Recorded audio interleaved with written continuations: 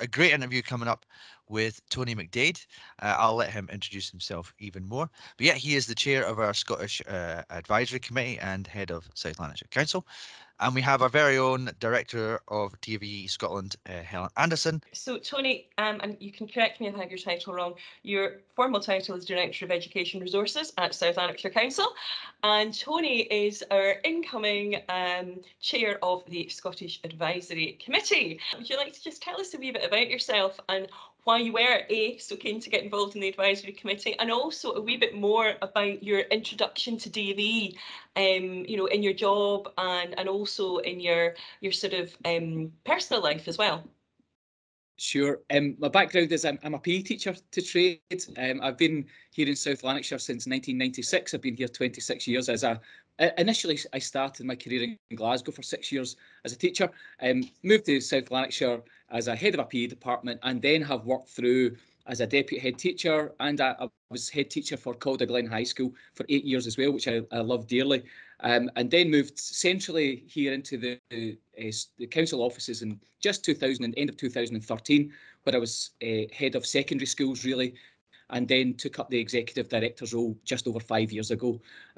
I suppose in terms of my journey around DofE, I've been very aware as a head teacher or as a teacher the involvement of young people. I've been an assessor a good number of times throughout my career as well, but I've been able to see it both at a very localised level, and the benefit of this job is I get to see the work that happens right across our council area, and really just how it manages to connect with lots of different young people, whether that be through schools or, fortunately for us, out in the community as well through our youth, family and community learning service as well. And it really has been amazing to see its growth and also the way that it has evolved for me. I think, if anything, it's been about the opportunity that it gives young people. We can overcomplicate life, can't we?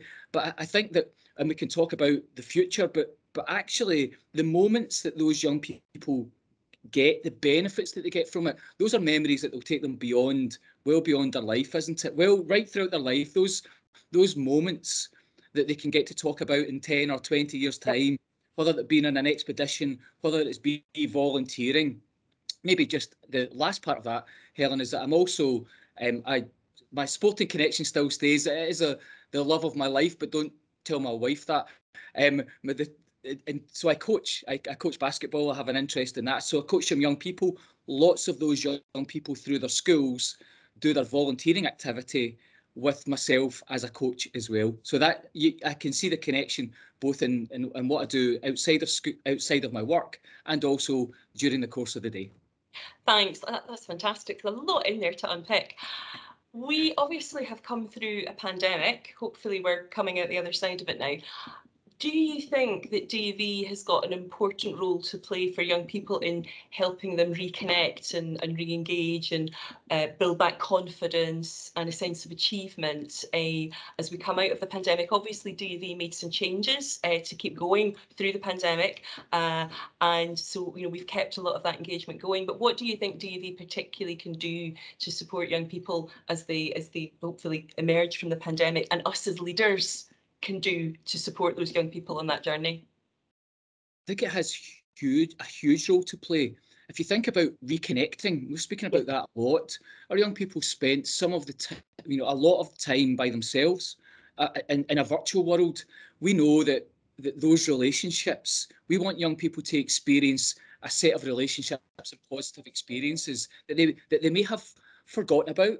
Or indeed, for some young people, the experience has been particularly negative, unfortunately. For others, they've managed through that process. I think young people have been incredibly resilient for many of them. However, that's not to take into account this wasn't incredibly challenging.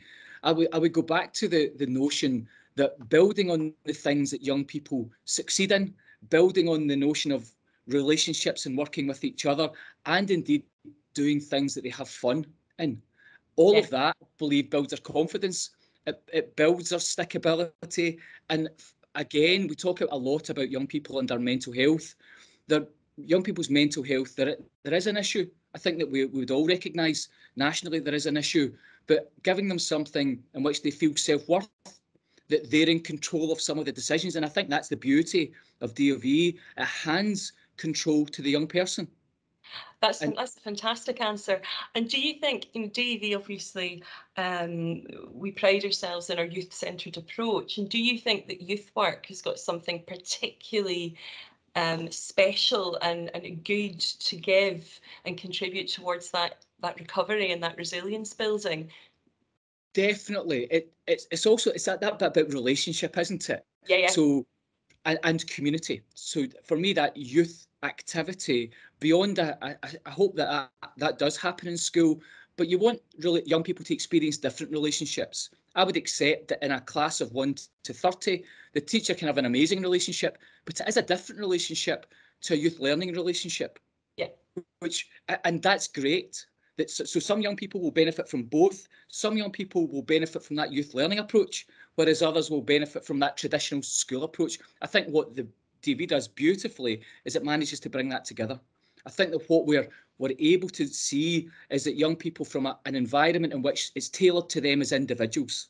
That's the key, isn't it? Yeah. Having a relationship, knowing them as an individual. I was really interested in Al's point about that, but about quick feedback. Yes. So the notion of having a good relationship with someone is about that, isn't it? It's about having a personal relationship with them and being able to know them as an individual. And I think by knowing them as an individual, that's significant. In jargon terms, it becomes a significant adult for a young person, doesn't it? And that helps the young person if there's a moment in their life that they're struggling with, or they need a wee bit of support, as all of our families do. Then absolutely. I think that's where a youth work approach really helps. Fantastic. And just while we're on that, did you have a particularly inspirational or motivational teacher or mentor as you were making your own way? Yeah, I think we all can. There's no doubt that I immediately think of a couple of my PE teachers. There's a thing. Although I don't know why, I was quite determined. I went back when I was in Glasgow. I went back to the school as a teacher that I was a pupil in, and they gave me my reports. So they had my file still in the school, and in my primary 4 report said, I'll not tell you some of the comments, but one of the comments was, wants to be a PE teacher, definitely, and it was underlined. So I think I probably saw a cool PE teacher in a tracksuit, and I thought that was a good thing to do. I don't know why that was the case, but those positive role models have made a huge difference, and I think we all think of that. We talk, don't we? Young people are influenced by a football player or somebody in the media. That's not really the case. They're really the biggest impact is the person closest to them. The biggest impact is the person that they have those relationships with, the positive role model that they see, the unlimited potential that young people have is tapped into because when they see an opportunity, and that's supported and provided by workers, by youth community family learning activity, by teachers, by our community supporting young people, by volunteers. How do you think DofE and us all as DofE leaders can better integrate and articulate the benefits of DofE into the sort of wider national conversations around education and youth work recovery? How can we do that? I think it's in a great place, Helen. I think that you're not in a zero-sum game starting again. I think that the DofE, when you think of its reputation nationally, I think it has a tremendous reputation nationally. You're quite right, though. It is important to be part of the conversations at very local level. What can you do in a school? What can you do offering a nighttime offer? How can you work with local voluntary organisations in third sector? How does it continue to evolve? And also, it's particularly pertinent today. There's just been the release of the Ken Muir review, which is the review into obviously to how education will look in the future, in the next few years. There's a discussion around how that will be taken forward. So I think there's a perfect opportunity from a national perspective to get involved in that conversation and also build on its success. You gain momentum, I think, by talking about the successes of young people. You talk about the celebration events that you see from DofE, that's a compelling narrative for me. Those individual stories of young people. Stats are important. I think as a country we're tremendous around stats. I think I want us to focus around relationships as well, and those individual stories. I think that those meaningful stories about young people's involvement, the things I've learned, maybe the DofE alumni have a role to play in that, don't they? Yeah, yeah. They have a role to play. If you think of the number of people now who have been involved in DofE, I think that they're able to talk about their journey and maybe the influence that it's now had right throughout their life. I love that, stats and statistics and stories, you know? Let's have both, and arguably perhaps the stories are more compelling than the statistics. You touched there about, you know, the national conversation, and I think, you know, it is really important. We're all in this group agreed that DofE's got a role to play in that. But, you know, how would you sum up the role that DofE and sort of wider achievement awards in general can play in a young person's learner journey? Because at the minute, you know, sometimes there seems that there's a little bit of a disconnect between, dare I say, education in a school setting and community learning, or a broader sort of youth work approach to learning. So how do you think the two can kind of come together more? Is it just about sharing more about what we're doing and promoting the benefits of the work? I think it's a bit more than that. I think that's an essential part. I think there's a bit more than that. And the OECD in the report around Scottish education said this, that we're great at one aspect of successful learning.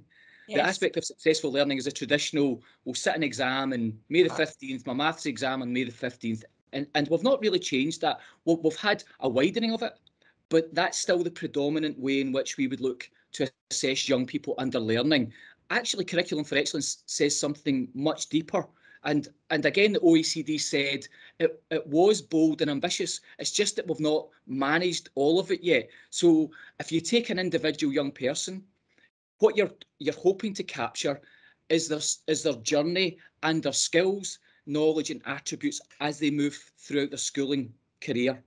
I think the DofE is a perfect example of that. And then we need to work with tertiary education. And I know that the DofE works with employers about not only that being demonstrating those skills, but what then currency does that give them? Yeah. What's the kind of currency around SCQF levels that allows them to get into a doorway, through a door that has a conversation with an employer? Because those young people have demonstrated some tremendous skills, haven't they? Those young people have demonstrated tremendous stickability. They are key employability skills that we have. Those young people have shown that they do have a set of skills. They've demonstrated their knowledge, and therefore that does put them in a strong position. I would hope that in the conversations around the look at the national qualifications, or indeed a qualification setup, the DofE plays an important role within that as we look at the next stage of this. Fantastic, thank you. And then we're going to just close very quickly. I'm going to ask you one final question. So Tony, you have just started in your role as chair with us, and we hope you'll be with us for a few years yet.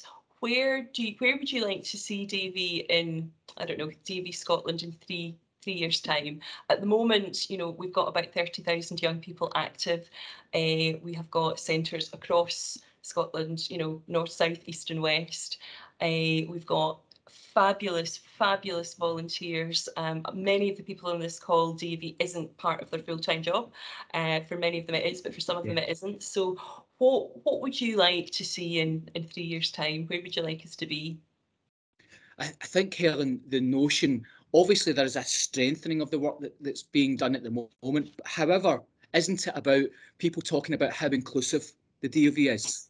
How inclusive Duke of Edinburgh's award is for all of our young people, and the recognition of volunteers, of workers who may be paid in order to help deliver, but in actual fact, how inclusive that has been to try to bring in some young people that might have traditionally not taken up the DofE. I think for me that would be one of the big ways forward, whether that be young people from backgrounds of deprivation, or indeed those young people that might have an additional support need. The DofE is open to everyone. That would be the message that you would have right throughout the next 3 years.